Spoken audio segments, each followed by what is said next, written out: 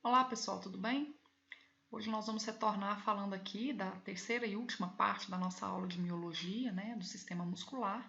Nós estamos caminhando aí para o final e na aula de hoje a gente vai focar na parte relacionada à classificação desses músculos, tá? A gente já ressaltou na primeira aula a classificação dos músculos quanto ao controle do sistema nervoso em músculos voluntários e involuntários, assim como também a gente já fez uma classificação de acordo com o aspecto histológico em músculo liso, estriado cardíaco e estriado esquelético. As classificações de hoje são um pouco diferentes, tá? Então vamos dar início aqui. A gente sabe que a classificação dos músculos ela é muito variável e que ela não é exatamente um consenso entre todos os anatomistas. Cada um utiliza um tipo, cada um fala a favor de uma em detrimento de outra, mas para evitar que a gente não consiga se comunicar adequadamente, nós vamos ver as principais classificações e dessa forma a gente consegue dialogar de igual para igual com qualquer anatomista, tá certo? Então, aqui existem algumas classificações que nós vamos falar. Ó. Classificação quanto à forma do músculo e arranjo das fibras, quanto à origem, quanto à inserção, quanto ao ventre muscular, quanto à ação e quanto à função em determinados movimentos. Começando pelo princípio, então, vamos falar da primeira, que é a classificação quanto à forma do músculo e arranjo das fibras. Primeiramente, é interessante chamar a atenção do seguinte: como as funções dos músculos são múltiplas e variadas, também a morfologia e o arranjo das fibras também vão ser. De um modo geral, os músculos têm as fibras dispostas paralelas ou oblíquas à direção de tração exercida pelo músculo. Dessa forma, a depender da ação, desse músculo, o formato dessas fibras vai ser diferente, tá certo? Então, começando aí, vamos falar sobre músculos que apresentam a disposição das fibras em paralelo. Então, coloquei aqui fibras paralelas umas às outras e nesta classificação, quando o músculo apresenta as fibras paralelas, nós podemos dizer que os músculos são longos ou largos. O músculo longo é aquele em que o comprimento predomina sobre as outras dimensões, e o músculo largo é aquele que tem o comprimento e a largura basicamente equivalentes. Então, aqui eu tenho um exemplo de um músculo longo. É um músculo que fica na região anterolateral do pescoço, chamado de esternocleidomastoide.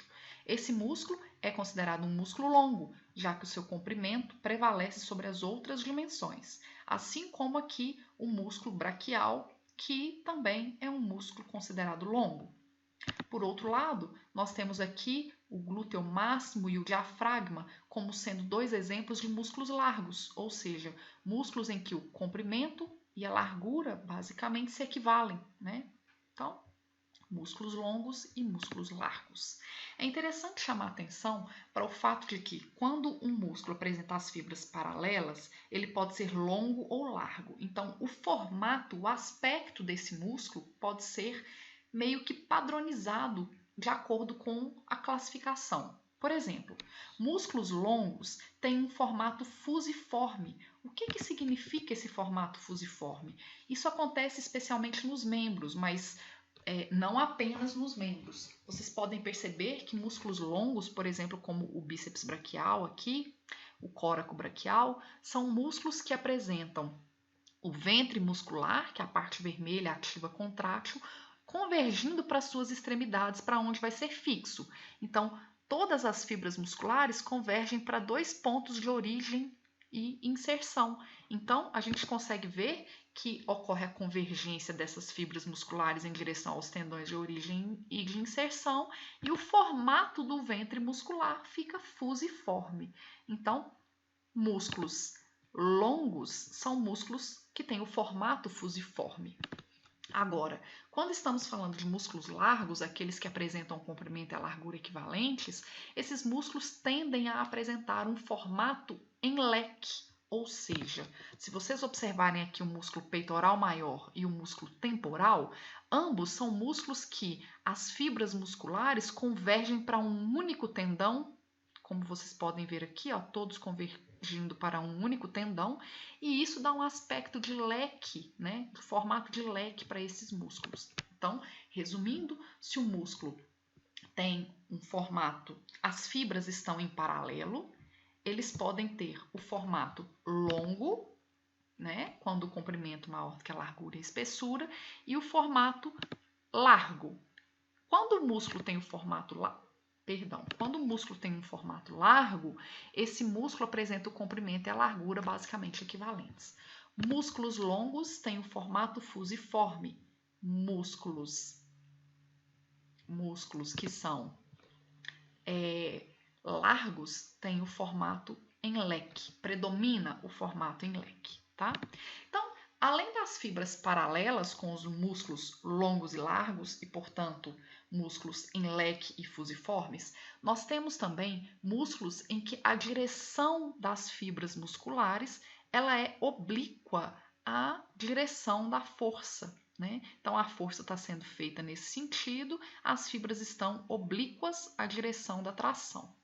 Então, o que acontece? Esses músculos, cujas fibras são oblíquas em relação aos tendões, eles sempre vão se denominar de músculos peniformes, porque essa disposição lembra as das barbas de uma pena. Se os feixes musculares eles vão se prender numa única borda do tendão, falamos em um músculo unipenado. Enquanto que se estivermos falando que os feixes vão se prender nas duas bordas do tendão, ele vai ser um músculo bipenado. Então, apenas para ficar mais claro, vamos para uma imagem aqui, né? Vocês têm aqui, então, um músculo sendo mostrado, tá? Esse músculo, ele está totalmente fixo em apenas um dos lados do tendão, que no caso é o lado esquerdo da tela aí. Então, quando o músculo tem o formato com as fibras oblíquas prendendo-se apenas a um dos lados do tendão, ele é um músculo unipenado. Quando ele tem fibras se prendendo dos dois lados, ele vai ser um músculo bipenado. Então, eu tenho aqui, por exemplo, o reto femoral, um músculo bipenado, como vocês podem perceber. Do lado de cá, a gente tem, por exemplo, o extensor dos dedos, extensor comum dos dedos, como um músculo unipenado. Bem, então, simplificando aqui, a gente viu que a depender do formato da fibra muscular, o músculo ele pode ter o formato e o arranjo das fibras diferentes, sendo com a disposição em paralelo dessas fibras ou com a disposição oblíqua dessas fibras. Oblíqua ou paralela. Quando o músculo tem a posição paralela, ele pode ser longo ou largo. Se ele for longo, normalmente o formato dele é fusiforme, e se o músculo for largo, o formato dele é em leque. Então, músculo longo fusiforme, músculo largo de formato em leque. Quando estamos falando de músculos com a disposição oblíqua das fibras, eles vão ser uni ou bipenados. Então, unipenado quando só tem fibra muscular presa somente de um lado do tendão, e bipenado quando dos dois lados do tendão tem fibras musculares convergindo, tá? Dando sequência, então, nós vamos falar quanto à classificação, quanto ao número de origens desses músculos. Origens ou cabeças, porque normalmente a origem fica em cima, vamos falar em cabeça. Então, quanto ao número de origens, um músculo pode ser classificado como bíceps, tríceps ou quadríceps, ou seja, bi, duas cabeças ou duas origens, tri, três cabeças ou três origens, quadri, quatro cabeças ou quatro origens. Então, a classificação quanto ao número de origens ela é muito interessante porque ela, inclusive, dá nome aos músculos. Bíceps braquial, bíceps femoral, tríceps sural, tríceps braquial e quadríceps, né? Então, esses músculos recebem a denominação da sua classificação. Ele é um músculo bíceps e, portanto, recebe esse nome também, tá? Então, aqui a gente tem um exemplo mostrando o bíceps braquial com duas cabeças de origem. Aqui o tríceps com uma cabeça, duas, três. Três cabeças, três origens, tríceps. E o quadríceps mostrado aqui na imagem com 1, 2, 3 músculos representados. O quarto músculo estaria aqui debaixo do reto femoral e a gente não consegue visualizar. A próxima classificação, ela se refere ao número de inserções. Só um detalhe, tá, gente? Se o músculo só tem uma cabeça, um ponto de origem, ele não é classificado aqui dentro, tá? Passando quanto à inserção, nós vamos falar do número de inserções ou caudas, tá? Então, um músculo pode ser monocaudado, bicaudado ou policaudado, a depender se ele tem um tendão de origem, de inserção, ou seja, uma cauda, 2 tendões de inserção ou caudas, ou 3 ou mais. Então, monocaudado com um tendão, uma inserção, bicaudado com 2 e policaudado 3 ou mais. Como exemplo, nós temos aqui então músculos que a maioria que nós teremos serão monocaudados, ou seja, ele só tem um único ponto de inserção. Aqui à direita nós temos um músculo bicaudado, na verdade nós temos 2 exemplos, né? Um sendo mostrado no antebraço, outro na perna. Então aqui vocês estão vendo que é um músculo que, quanto à origem, ele só tem uma origem, mas aqui embaixo, quando ele chega, ele se insere em 2 locais, portanto, um músculo bicaudado. A mesma coisa acontecendo com esse músculo aqui, tá? Bem, na terceira, pessoal, só para ressaltar, tá? Esse músculo aqui, que está no antebraço, é o flexor radial do carpo e esse daqui é o tibial anterior. Mas assim, eu não estou me referindo a nomes porque vocês não precisam de saber o nome desses músculos por enquanto. Vocês precisam de entender a classificação, tá? Aqui, por último, então, nós temos um músculo policaudado. O que é um músculo policaudado? Independente do número de origens, ele vai se dividir para 3 ou mais pontos de inserção.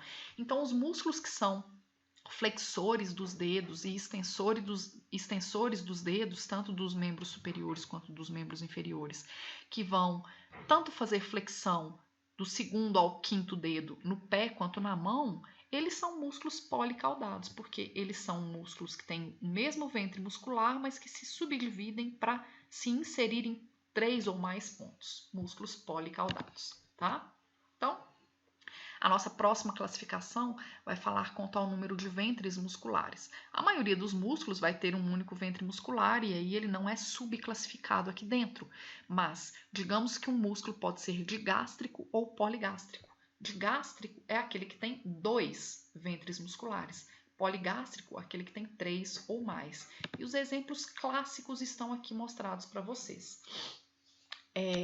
Aqui na região da base da cabeça, né, existe um músculo que é esse músculo que eu isolei para vocês aqui, ó. Esse músculo tem um ponto de origem aqui na mandíbula e um ponto de inserção aqui no osso temporal, onde vocês podem observar que ele tem um local onde ele para, mas aqui é a origem e aqui é a inserção. Então, ele tem 2 ventres musculares entre a sua origem e a sua inserção. Esse músculo é um músculo classificado como digástrico, porque tem 2 ventres musculares. E o seu nome, inclusive, também recebe essa mesma denominação, digástrico, exatamente pela sua classificação. Agora, o músculo poligástrico clássico é o reto anterior do abdômen, o reto abdominal, que é esse músculo que está sendo dividido em gominhos aqui na barriga, no abdômen, né? Que são os ventres musculares dispostos entre a sua origem e a sua inserção. Então, o ponto de origem está aqui em cima, o ponto de inserção está aqui embaixo, mas entre a origem e a inserção existem vários ventres musculares, 3 ou mais. Então, o músculo reto abdominal, ou reto anterior do abdômen, ele é um músculo poligástrico, tá? Em relação à ação, né, os músculos podem ser denominados quanto à sua ação, como, por exemplo, em extensores, flexores, abdutores, adutores. Então, eles são agrupados. Os músculos da região anterior do antebraço são flexores, os músculos da região posterior do punho são extensores, e assim a gente vai adaptando e agrupando os músculos de acordo com as suas funções principais, tá? Claro que o músculo pode ser extensor e, por exemplo, supinador, porém a ação principal dele é a extensão, então ele é classificado como um músculo extensor. Mas isso aqui é mais para agrupar de acordo com as ações que você tem que trabalhar. O paciente está com dificuldade de realizar flexão de joelho. Quais são os músculos flexores do joelho? Aí você agrupa esses músculos e trabalha aquele movimento de flexão para trabalhar todos os músculos que estão sendo passando por um processo de dificuldade de movimentação, tá? Só um exemplo. Então, agora nós vamos falar de uma classificação, que é a classificação quanto à função em determinados movimentos. Essa é a nossa última classificação, tá, pessoal? Digamos que o seguinte, estamos analisando um movimento de flexão, deixa eu colocar nesse daqui, ó, flexão e extensão de cotovelo. O músculo da região anterior do braço é o bíceps braquial e o da região posterior do braço é o tríceps braquial. O bíceps braquial faz a flexão de cotovelo, o tríceps braquial faz a extensão de cotovelo. Então, bíceps contrai e faz a flexão de cotovelo, o tríceps, quando ele contrai, ele faz a extensão do cotovelo. Então, vocês concordam que são músculos antagônicos, eles trabalham de maneira contrária. O bíceps faz flexão, o tríceps faz o movimento contrário, extensão. Então tá, vamos entender. Quando nós estamos falando de um determinado movimento, quanto à função em determinado movimento, vamos analisar o movimento de flexão de cotovelo. Quem é o agonista? É o músculo que realiza o movimento principal. Quem faz a flexão de cotovelo, que é o movimento que eu estou analisando, é o bíceps braquial. Então, o agonista é o bíceps braquial. Quem é o antagonista? É o músculo que se opõe ao trabalho do agonista. Então, o músculo a ação que nós estamos analisando é a flexão de cotovelo. Quem é o agonista? Quem faz a flexão de cotovelo, que é o bíceps. Quem é o antagonista? Quem faz o movimento oposto, que é o tríceps braquial. Beleza. Quem seria, então, o sinergista? São aqueles músculos que podem estabilizar as articulações para os agonistas agirem, ou até mesmo aqueles músculos que também auxiliam a ação principal desse movimento. Por exemplo, vamos analisar nessa imagem aqui. Vocês estão vendo em azul o bíceps braquial aqui em cima. Aqui também em azul, mas um pouquinho mais profundamente, o músculo braquial. Aqui em verde está o braquiorradial e aqui em vermelho está o tríceps, tá? Então, vamos analisar o movimento de flexão de cotovelo, que inclusive é esse movimento que ele está fazendo aqui, ó, diminuindo o ângulo articular do cotovelo. Então, vamos analisar a flexão de cotovelo. Quem é o agonista, ou seja, o músculo principal da ação? É o bíceps braquial, tá? Quem é o antagonista? É o tríceps braquial. Quem são os sinergistas? Os músculos que estabilizam a articulação ou que podem, inclusive, auxiliar na ação do agonista, que é o bíceps braquial. Tanto o braquial quanto o braquiorradial são músculos sinergistas, músculos que auxiliam o agonista tanto na sua ação principal quanto na estabilização dessa articulação. Então, gente, só para vocês entenderem que eu estou dando esse exemplo para a ação de flexão de cotovelo. Mas e se eu estivesse dando um exemplo contrário? Vamos analisar agora o movimento de extensão de cotovelo. Quem é o agonista da extensão é o tríceps braquial e quem é o antagonista é o bíceps braquial. Então, vocês não têm como decorar quem é agonista e quem é antagonista. Você tem que saber quem é o músculo que faz determinados movimentos e qual é a ação que você vai analisar. Se você está falando de flexão, o agonista é o bíceps braquial e o antagonista é o tríceps. Se você está falando que a função em determinado movimento, o movimento que você vai analisar é a extensão de cotovelo, então quem é o agonista é o tríceps e quem é o antagonista é o bíceps braquial. A situação se inverte, ok? Apenas para complementar essa classificação, existem ainda os músculos fixadores ou posturais, que são os músculos que mantêm postura. Normalmente estão especialmente no nosso tronco, tá? Para manter a postura, tá? Mas claro que qualquer músculo que estiver sendo usado para manter a posição, uma postura mantida, ele vai ser considerado um músculo fixador ou postural. Essa classificação de músculos fixadores e posturais, ela acaba não sendo um consenso na literatura, mas essas três classificações de agonista, antagonista e sinergista, vocês vão estudar amplamente, especialmente por fazerem um curso de fisioterapia. Vocês vão constantemente precisar de analisar agonista, antagonista e sinergista para poder tratar nossos pacientes. Aqui eu tenho uma classificação. Eu queria que nesse momento vocês dessem pausa no meu vídeo e fizessem esse exercício aqui, tá? Tentem classificar cada um desses músculos aqui da maneira mais completa possível. Feito isso, tira o pause e vamos para a minha resposta, tá? Esse daqui é um músculo com fibras em paralela, do tipo longo, e ele é fusiforme. Eu não vou classificá-lo quanto ao número de origens, mas quanto ao número de inserção, ele pode ser um músculo monocaudado, porque só tem uma cauda. Aqui eu tenho um músculo com fibras paralelas, um músculo longo com formato fusiforme. Ele é um músculo bíceps quanto ao número de origens e monocaudado quanto ao número de inserções.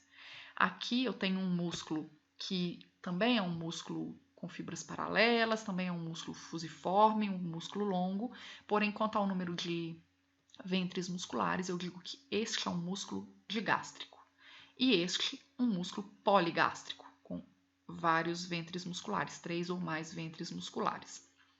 Aqui eu tenho 2 músculos com fibras oblíquas, né? Não mais paralelas como os anteriores, fibras oblíquas, em que o da esquerda é um músculo unipenado e o da direita é um músculo bipenado, tá bom? Então, pessoal, é isso. Eu espero que vocês tenham entendido. Qualquer dúvida eu estou à disposição. Até mais!